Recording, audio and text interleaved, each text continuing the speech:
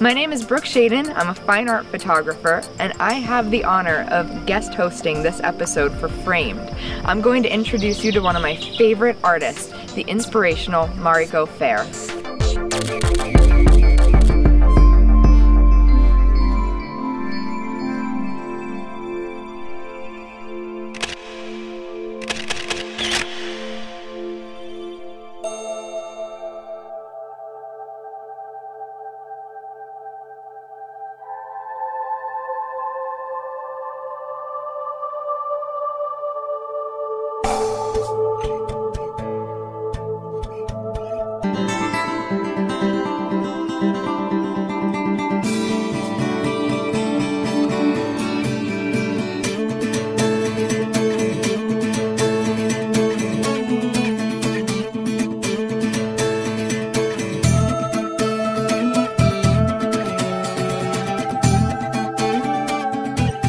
Very happy to be here with you because you have been inspiring me for such a long time, and you have continued to grow, and you're the type of artist that can do a single series, have it be brilliant, and then instantly move on to the next and have it be equally as brilliant and not repetitive. And I think that is what has drawn me to your work personally, because it's so meaningful, each and every photograph, and you know that it's not taken arbitrarily. So I appreciate that about you. And so I want to just jump into why you love photography, what made you start in the first place, and how you got to where you are now. Okay, so I love telling stories. I think that that's where it all started. And I was raised by hippie parents and had no one around and nothing, to, I guess, entertain me. And so it was my sister and I out playing in the woods. And so she was my first model, my little sister. Oh. And I would set up either my sister or my Barbies, and I would dress them up, and we would create these narratives. I loved fairy tales and Shakespeare and plays, and I would create these little worlds to photograph. And by the time I was in high school, I was still doing theater, and I had Pentax Honeywell at that point. I was shooting black and white film and learned to develop it and print it and really see how that could become part of my process as well. And I started my first year in college as a theater major, and then decided that I would have to completely dedicate myself to that to become successful, and made the choice to actually switch to focus on photography and to become more of a visual artist than a performer. I think that for me, it was kind of the end of the theater chapter. I'd been doing it for so long. Yeah. But I brought a lot of that into photography and just the way that I tell stories. And for many years, a lot of my work was still about creating that narrative and almost having a performance that I then photographed. Yeah. So yeah, you asked, how I got into it. It's always been about the story, whether it's direct or literal. It can be in one image, but I often work in series. So it's usually taking it through and looking at how to tell this story, this journey, and communicate that in both a very personal and also a very universal way. But I really started to put the focus on my art and how I wanted it to be in the world and how I wanted it to be part of my life. And so it's important to me that it's very personal, but that it's also more than that, that it is inspiring. I also teach photography so that I'm able to have that dialogue every day. And at this point, I am a photography professor and a photographer, and that is what I do. And I am so grateful to actually be able to have it in my life every day.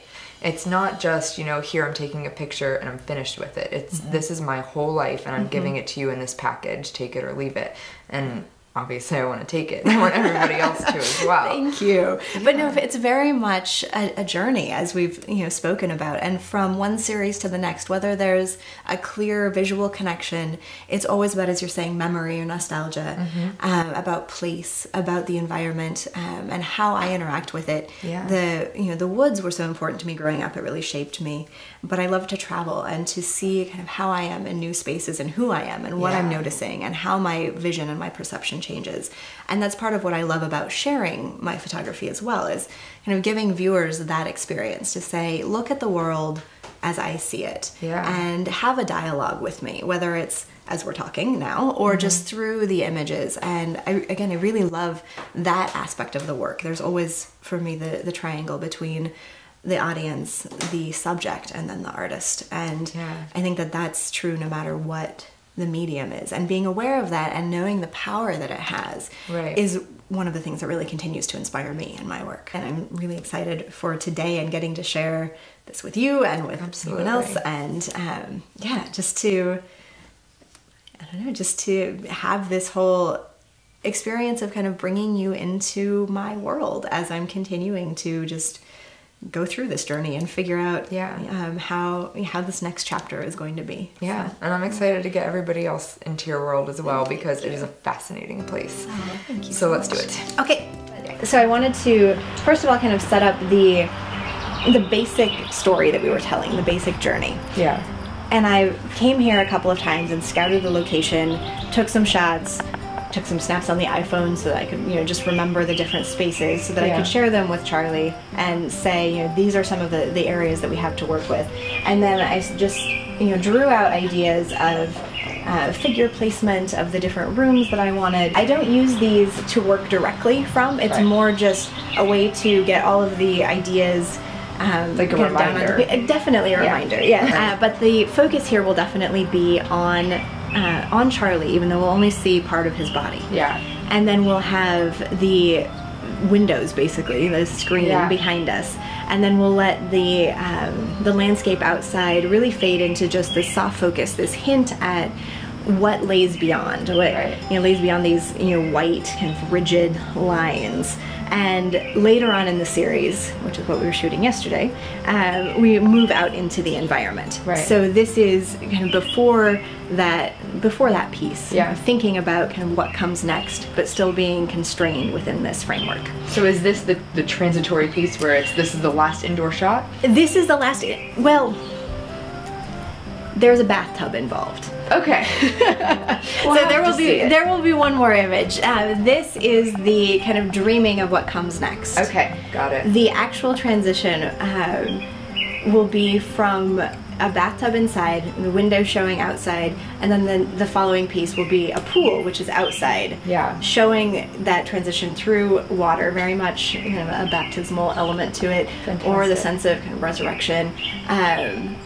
In the series, I hope it doesn't come through as quite that overt, but that is kind of the thought process behind it. And we've talked a little bit about kind of where this is coming within the series. So starting to be slightly more expansive in your movements than when we were shooting inside yesterday. Yes.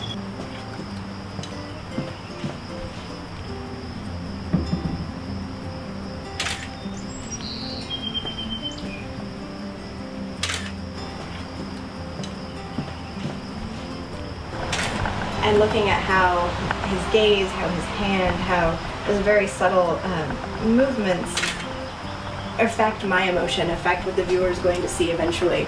And then looking at how, you know, the light is falling on different parts of the body. And right now, you know, the foot, and how having that bit of grass, and then showing, you know, that he's actually standing on the stone here. You know, what that can show us about outside and inside. Okay. Yes. Yes? Ready to take a bath? Yeah. All right, excellent.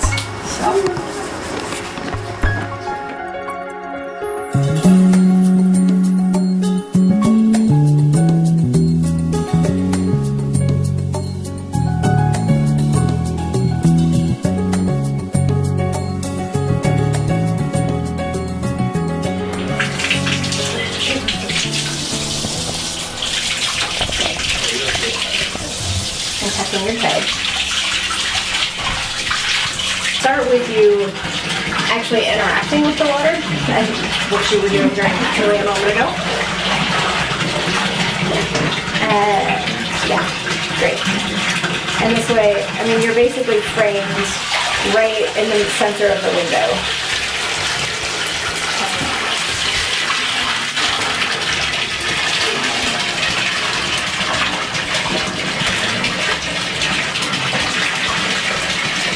And how about your hand like on the window ledge?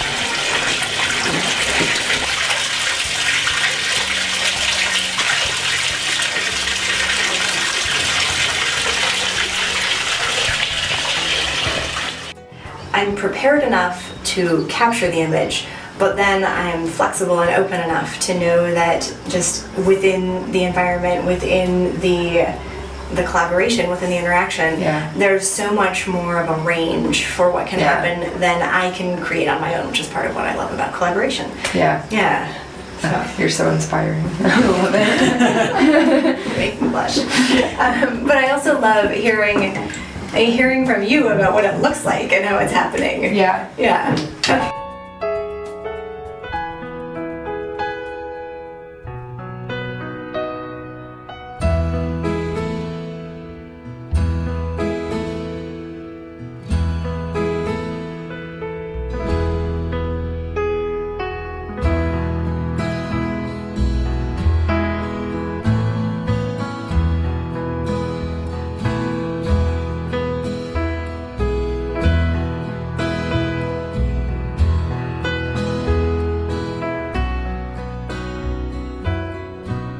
For the moment, I'm going to have you along here, if possible, kind of on your back in the water, somehow or another. We'll see how buoyant you feel today. And then once we get that one, then we'll go to the other end of the pool, because I love how those stairs look underwater, and it also potentially could serve as like emerging. And over there where it's a little more shallow and I have a little more control perhaps, and the reflection is just slightly different, I want to actually show you underwater so that we have just the form.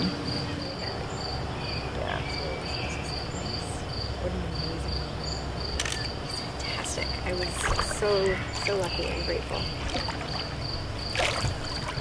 Doesn't even seem fair to say model subject. I know, exactly. I use model in the best sense of the word.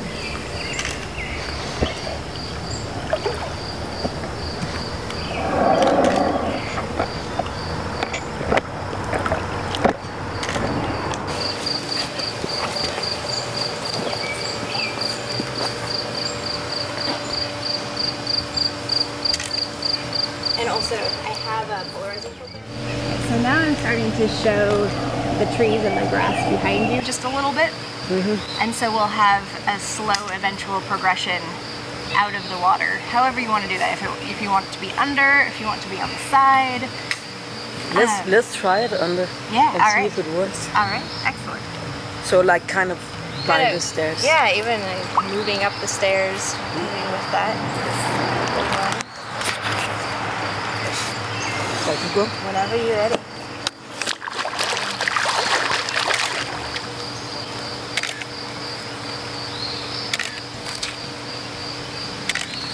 Oh, that's amazing. You can't hear me, but it's beautiful.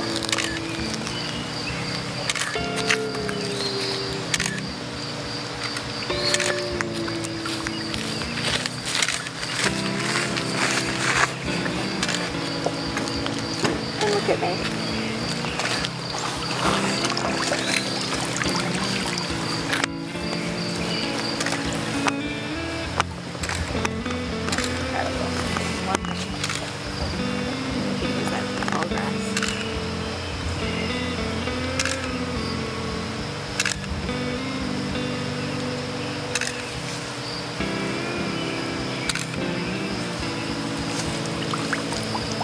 I know that we have things. We have a lot in there actually, which is incredible. Is there anything else that you feel inspired to do here at the pool or anywhere around it since we're here? Anything that you wanted to explore? I mean, with the sides, with the environment around it, diving into it, anything like that? I'm kind of drawn to the whole films.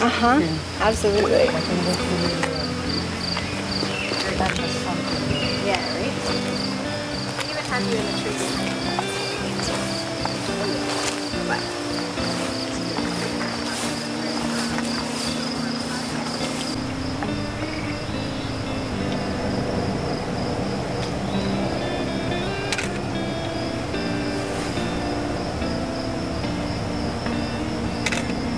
Right now I'm seeing a very direct relationship between his arms and shoulders and then the gnarled limbs on the tree and back.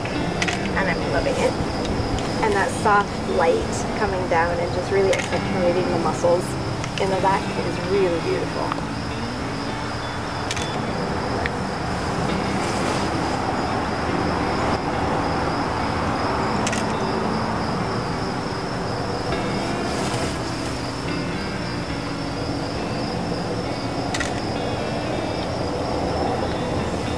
So I was waiting to say this until we got here, and that was the most beautiful photo shoot I've ever seen in my life, and it was emotional and it was so touching, and I just had to stop and stare at you and had tears in my eyes the whole time because it was that amazing, and that's in part thanks to you. And Definitely.